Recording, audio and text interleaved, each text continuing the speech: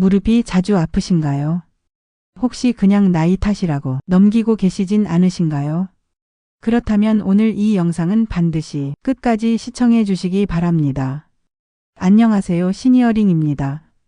저는 25년 이상 정형외과 및 노인 관절 건강을 전문으로 진료해온 건강 전문관리사입니다.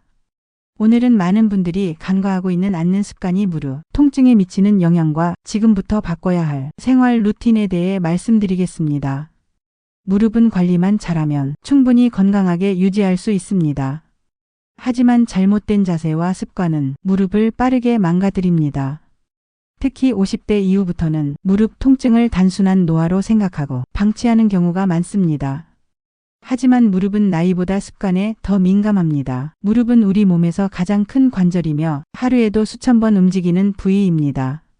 걷고 앉고 서고 계단을 오르내릴 때마다 무릎은 체중의 3배에서 6배에 달하는 하중을 견디고 있습니다.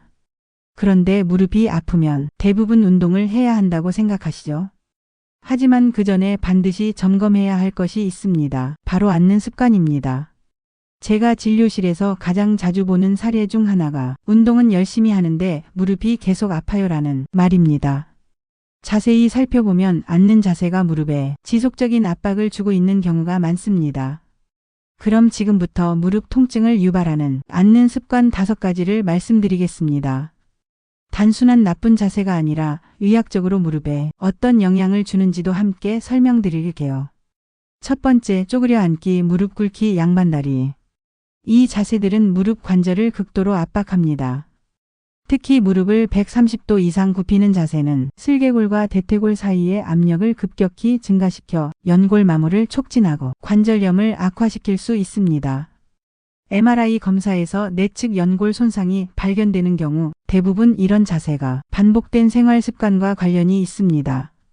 두 번째, 다리 꼬고 앉기. 무릎 정렬이 틀어지고 골반이 비대칭으로 기울어지면서 한쪽 무릎에만 지속적인 하중이 실리게 됩니다.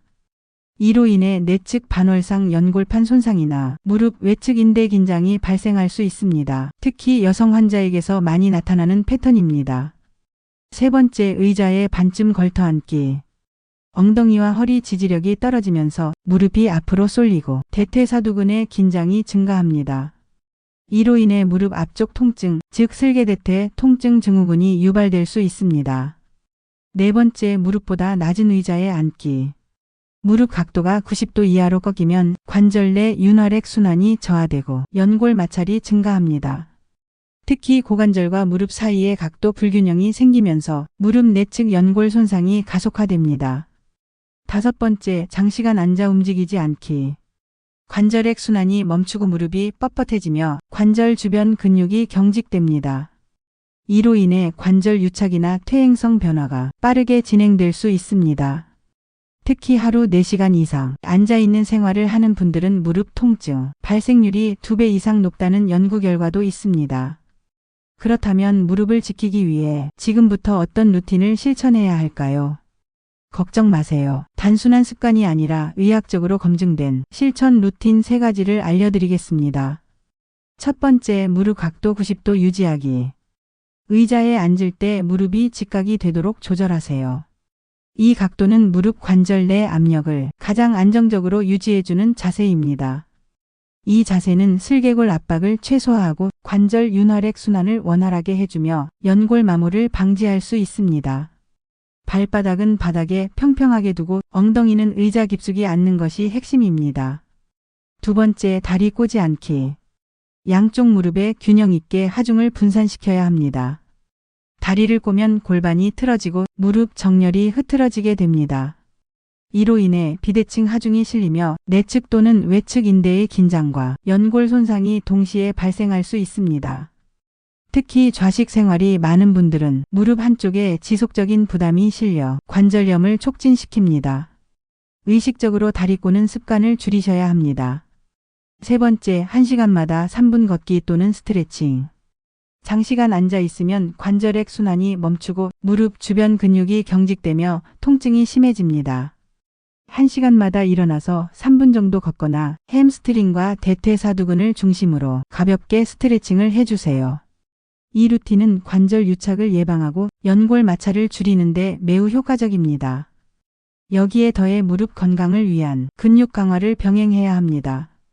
대퇴사두근과 둔근은 무릎을 안정적으로 지지하는 역할을 하기 때문에 근력이 약할 경우 무릎에 직접적인 하중이 실리게 됩니다. 의자에 앉아 다리 들기, 벽에 기대 스쿼트하기, 브릿지 자세, 옆으로 누운 상태에서 클램셀 운동 등을 일상에 포함시키면 무릎 보호에 매우 효과적입니다. 하루 10분 TV를 보며 따라하기 쉬운 루틴으로 구성할 수 있습니다. 통증 조절에는 냉찜질과 온찜질을 병행하는 것이 좋습니다. 통증이 있을 때는 냉찜질로 관절 내 염증과 부기를 줄이고 운동 전후에는 온찜질로 혈류순환을 증가시켜 관절 유연성과 회복을 도울 수 있습니다. 냉찜질은 15분 이내, 온찜질은 20분 이내로 설정해야 부작용 없이 도움이 됩니다. 또한 무릎에 전달되는 충격을 줄이기 위해 발 환경도 점검해야 합니다. 딱딱한 바닥, 쿠션 없는 신발, 굽이 높은 슬리퍼는 무릎 관절에 직접적인 압력을 가하게 됩니다. 충격 흡수 깔창이나 안정적인 뒷굽이 있는 실내와 낮은 굽의 신발을 선택하여 무릎의 부담을 줄일 수 있습니다. 특히 실내에서도 맨발보다는 쿠션 있는 실내화를 신는 것이 좋습니다. 이 외에도 의자 높이는 무릎보다 살짝 높게 조절하는 것이 좋습니다. 무릎 꺾임을 방지하고 허리 지지력이 향상되며 무릎에 가해지는 압력을 줄일 수 있습니다.